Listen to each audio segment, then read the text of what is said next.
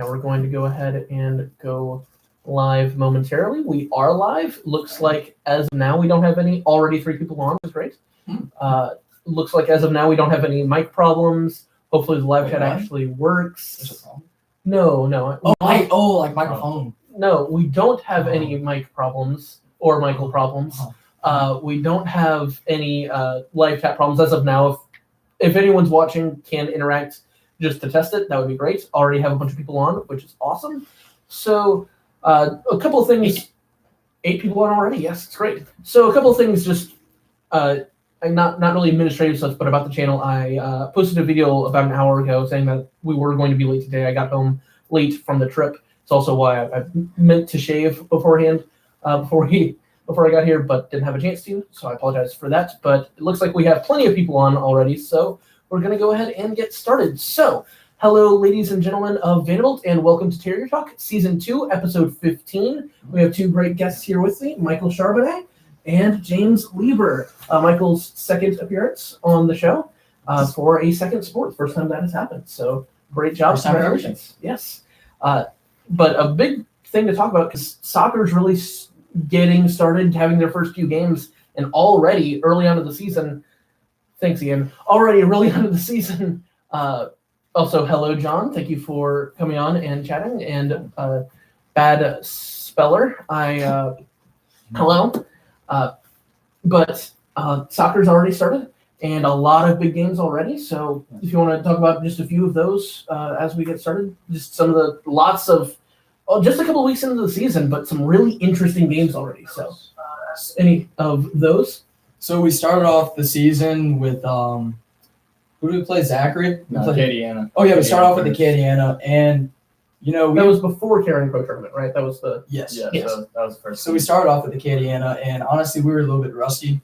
I think if we played them again, I think we would play a lot better than we did.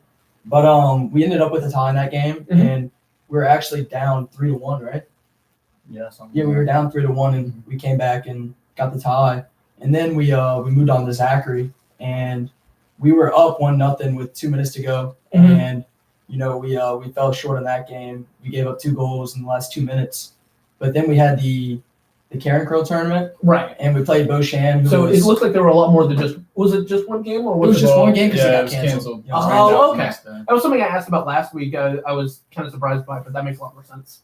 Yeah. You can talk about Beauchamp. Beauchamp. So, we were down 2-0, right? Yeah. And then Ryan got a goal, and then we got 2 more. So I came back. Seems that there are a lot of late-minute heroics for both sides in a lot of these games. Is that normal for soccer? Because it doesn't seem. I've watched not that much soccer, but I've watched a good bit of soccer in my life, and that doesn't seem like the thing that normally happens. Is there just something special with this team, or is it just? Is there any way to explain that? I mean, we have a lot of faith in our team, and we feel like we can come back no matter what deficit is. Lots of perseverance. I know in years previous, especially last year, it was a very young team. If I recall correctly, we still have some young kids, and it's still Joshua Rotolo. Yes, Joshua Rotolo. Zachary Miller. Yep. But Jack O'Henty. But yes, some young players, and it's still a young team. But when you have a young team, in the next years you have an experienced team, right? And a team that trusts each other, and a team that really trusts the process going into the game, even with a new coach. And first of all, I do want to ask. I apologize, but who is that? It's Kevin Champagne, Grace Champagne and Julian Champagne is their dad. Okay, cool. He's a really good coach. It seems like you guys have gotten off to a really good start so far. So congratulations for that in general. But one thing I found. Oh, we can talk about the tournament this week. Oh yeah, and look, there's a lot to talk about. Oh yes. But first there was an interesting aspect that you talked about early on in the season with the Zachary game. Something I noticed with other sports as well early on in the season. Basketball had their jamboree, and there are a lot of sports that early on in that season it's kind of sloppy play, not getting into that mid-season form very quickly. Yep. But it's almost like watching a different level of sports. Not necessarily less entertaining, but it's like a different level of quality or a different level of entertainment. Because while it's less refined, while it's less of a high-level sport necessarily, it's a lot more sloppy, it's still interesting to see the more raw kind of sporting event that a high school early season sport would give. So I find that very interesting. But yes, a little bit more refined the next week is the Brothers of the Sacred Heart tournament that you guys had this weekend. And some very interesting results there. So you want to talk about that? Yes. Made a big statement. Yes. And not just the wins, but even the non-wins against some very, very strong programs. Big flex. You talked about Beauchamp being, they were a state finalist last year, if I recall. That's the Karen Crow tournament. That's not the Brothers. Yes, no, I know. But my point with this is, at that Karen Crow tournament, you played them, you beat them in very, very entertaining fashion. Yeah. Very good game. And they're a state finalist. They're kind of a powerhouse in their division. And didn't have any easier competition in the Brothers of the Sacred Heart tournament, and you stepped up to the task with the draw. It was both a draw against Brother Martin and Jesuit, right? Yes. And then the big win against E.D. White. Yeah. So first, let's talk about that one, the E.D. White game. What does that mean, especially after last season, especially how that game went, and going in and just beating the tar out of that E.D. White team? A 3-0 great win. How was that game? Felt really good after. I mean, it's been a while since we beat E.D. White. Because, I mean, we don't like them. Season. Last time we At beat all. them was probably the state championship game. Your sophomore year, right? Yeah, sophomore year. And then we haven't beat them in regular season since, I don't even know how long. Yeah. But, it really shows how much we've progressed. Huge improvement. And it's great to see. It's great that I didn't have a chance to watch the game, but it was a great win in just the Holy War in general, the whole rivalry. John said, smack those birds, as he said. Yeah. And that it's a whole lot of fun whenever we have a chance to beat E.D. White. Do want to address a few people in the chat, mostly either references or just greetings. So greetings to everyone, whether it's Nick or Brant or Carter or anyone else, Christian Casio. So thank you. Great job. Not great job, but thank you for commenting and interacting. Brent asked, never mind. And so, but no matter what, Big Daddy. I don't know, but whatever outside of those comments, anything, that E.D. White game, back on topic, that E.D. White game was great, and it was a great statement game. But maybe even more than that great win were the two great non-victories in that tournament. And while, yes, not getting the win is somewhat unfortunate, is there anything special to talk about with those games against Jesuit and Brother Martin that are important? Well, Jesuit game, we came very close to winning. Actually, both games we came very close to winning. I had a shot, hit the post in the last minute of the Jesuit game, and it would have, keeper wasn't saving it, honestly. So, but We also had the Brother and Martin. the Brother Martin game, We had some slip-ups in the back, especially some- with Jonathan Jensen. Yeah, I'm saying John.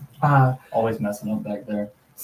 But it's interesting to see that even with the mistakes that you guys might have made during the game, and now I've seen players sometimes tend to be harsh critics of themselves, but even some of the mistakes that you guys make in that game, two great programs competing with those two great programs for it's 80 minutes, right? 80 straight minutes, 40 halves, but 80 minutes, that entire game competing with them and forcing those two ties is a huge step in the soccer program's direction. Now, there was a state championship 2 years ago, but staying at that level with a first-year head coach is extremely impressive. It's an incredible sign of things to come with both this coach and this team and this program.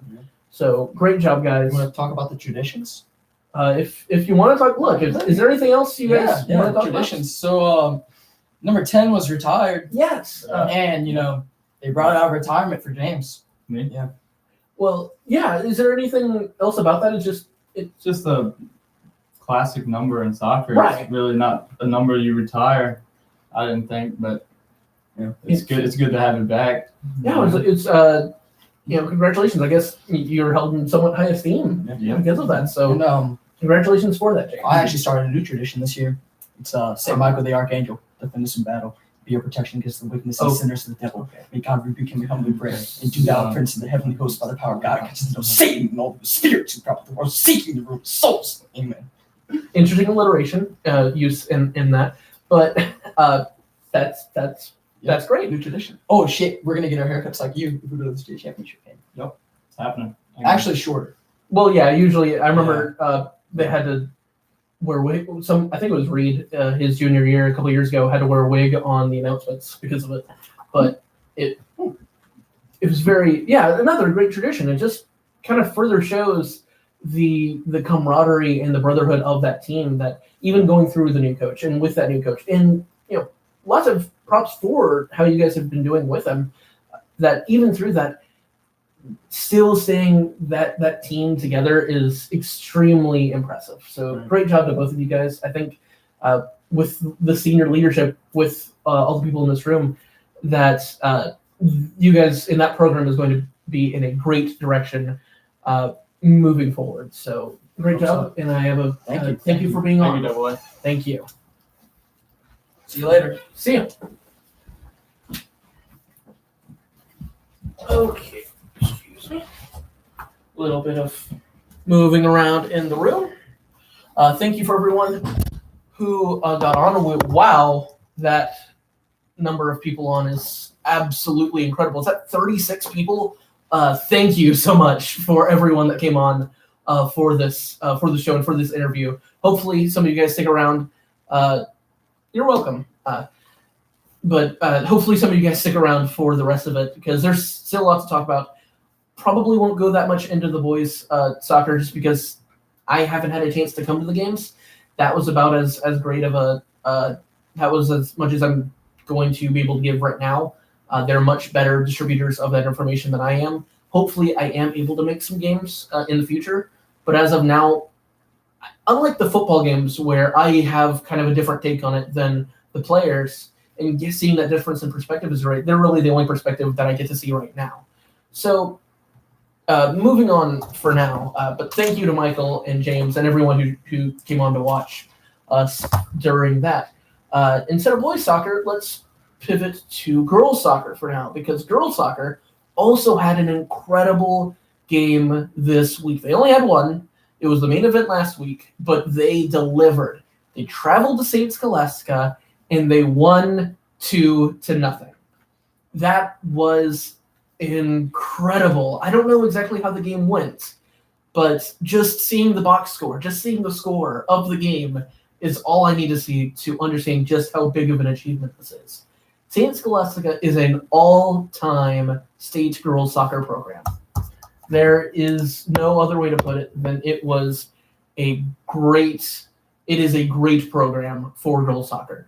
And Vanderbilt traveled to St. Scholastica, and not just revenge for the volleyball game a couple of weeks ago, that big quarterfinal state playoff game, but revenge for the soccer game they played at St. Scholastica last year, where we lost 5-0.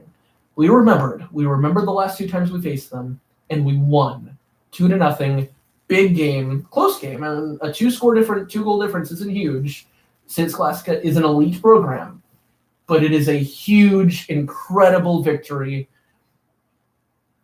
for our girls' soccer program. So great job to them. Congratulations for them.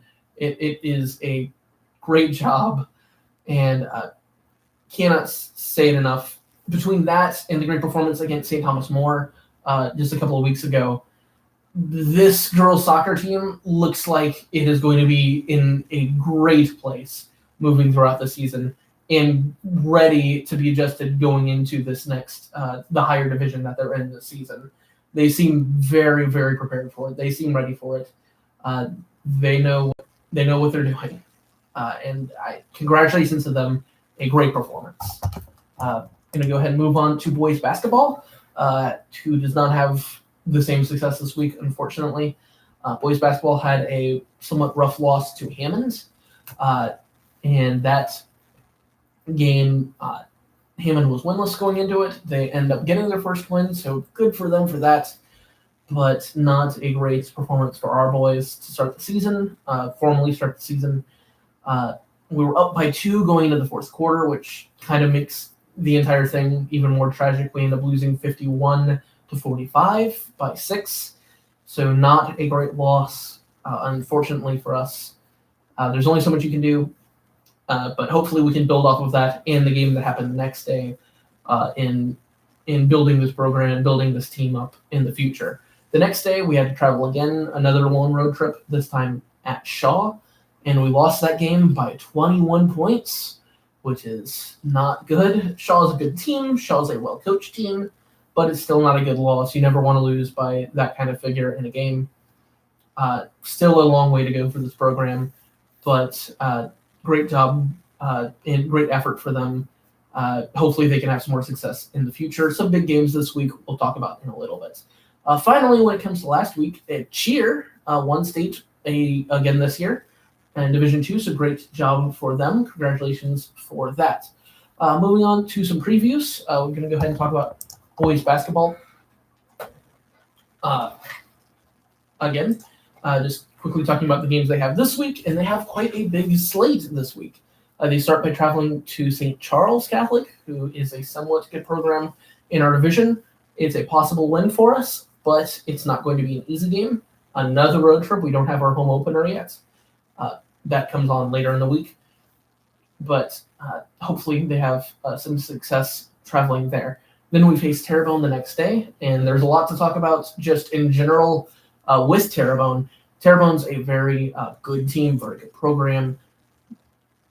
Not top of the region, but they're very good. But this rivalry has some history to it. 2 years ago was a great game. I think it was the last time Terrebonne came to us. And I think this game is at home. I think it is our home opener. I could be mistaken, but I think it is. The last time we came to Terrebonne, it was an amazing game. We ended up winning off of a buzzer beater from Seth Ponson, who will potentially be one of the big players in this game, depending on the adjustment to football. Sherry, just wanted to mention them. I don't know who that is because the YouTube username. I just mentioned them. I thought it was worth mentioning. I'm not going to talk about their whole season, but they won the state championship, so good for them. Congratulations for them. So, boys basketball, big game against Terrebonne this week on Wednesday. The last time they came here, they didn't have the success they expected, so maybe we can repeat that with a big win this week. Finally, we play West Feliciana on Friday, who, if I recall correctly, is not a great team, and that will probably be another chance for us to get our first victory of the season if we had not achieved it earlier on in the week. So 3 big games for boys basketball. Obviously, I hope they have a great week and have some success in those games. Girls basketball, I think, only has 1 game this week. It's a somewhat, outside of the main events, and I'll talk about that in a little bit. But girls basketball travels to Thibodaux early on in the week. Still early in the season, still don't really know the gauge for really any of these matchups. But Thibodaux tends to be a pretty good team. I think we're a pretty good team this year. Maybe even great. We'll see. But I think we have a good chance of beating them even on the road. Boys soccer, don't really, again, I can't give that much of a perspective on it. But excuse me, Grace. Thank you for that. I misread it before. St. Scholastica this year was a home game. That makes a lot of sense. I knew last year you guys traveled to them.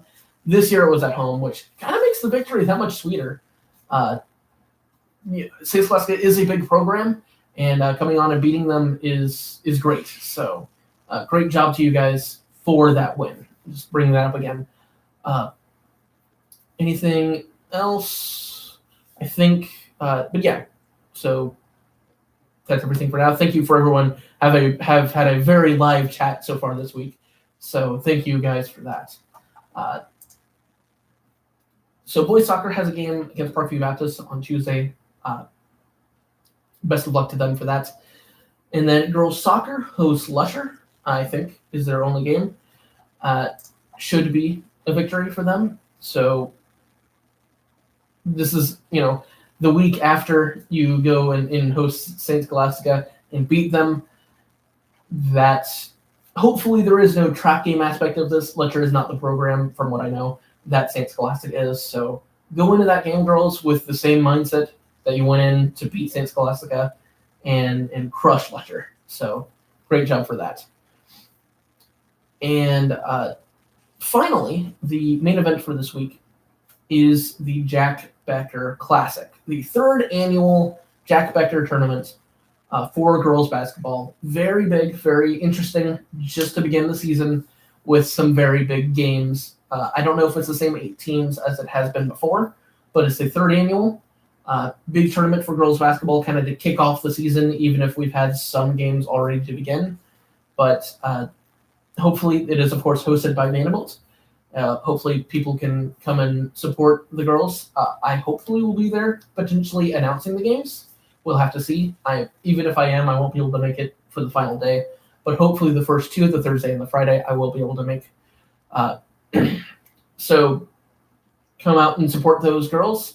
And I wish them the best of luck in that tournament. And hopefully they have a great tournament, have a lot of success in some potentially big games. And so I hope to see you guys there. And I hope you had a good time watching. Lots of people today. Thank you for coming on. Even if you brought some interesting wordplay throughout the live chat, I'm happy that it was a very live and fun chat to be around. So thank you guys for coming on. I hope you enjoyed, and I hope to see you guys next time. Same channel. See you then.